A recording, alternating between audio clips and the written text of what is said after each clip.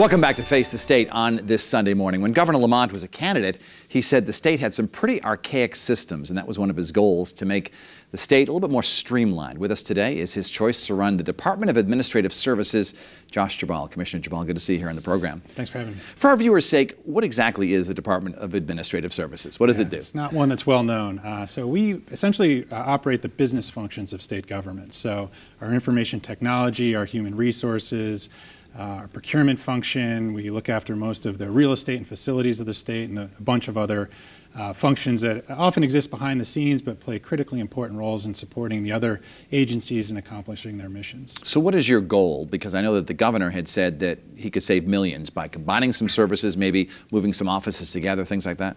Yeah, absolutely. There's tons of opportunity. So as you know, and your viewers know, the governor comes from a private sector background, and he's been bringing in a lot of that mindset. He's been bringing a lot of people who also come with a private sector background, myself included.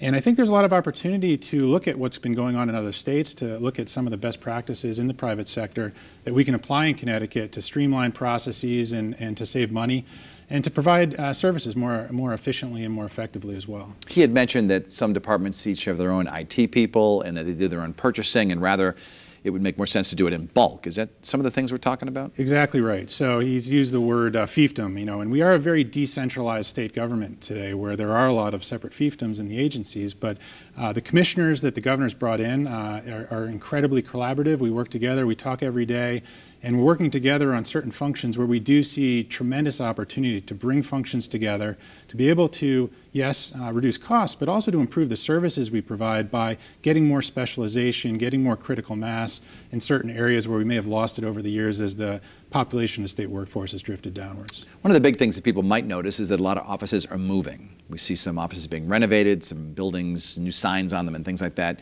Will it be more centralized in Hartford? I think you'll see some movement around, really with the intention of trying to consolidate our footprint, to become more efficient with the space that we have, to get out of some third-party leases, just to try to save some money and to be more efficient where we can. Obviously, we have a sizable budget deficit, and we're all trying to do everything we can to reduce cost and to help address that. What are some of the more glaring examples of perhaps waste or inefficiency that you've found so far?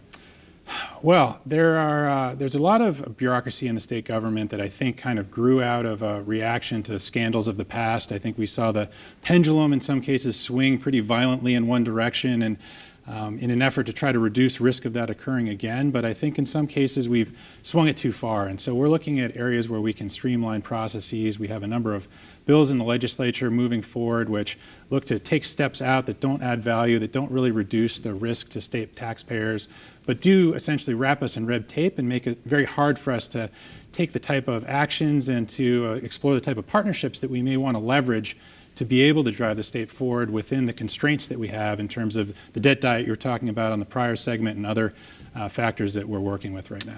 You mentioned leases. Does it make more sense for the state to own or lease its office buildings? Well, we've been down a trend of owning more than leasing, but again, it's not a one-size-fits-all answer. I think we'll look at it kind of case by case. As you go through each department, what kind of inefficiencies have you found in terms of the number of employees? Will departments be reduced in some cases? I think we have an important goal to make sure that we're making the most efficient use of every tax dollar that comes up to Hartford. And so we don't have any specific goals around that right now. What we're trying to do is look at ways that we can become more efficient using technology, simplifying processes, having the right people in the right jobs.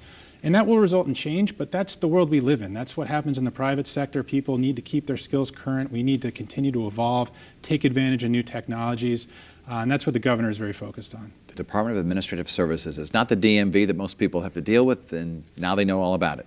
Josh Geballe, best of luck with you.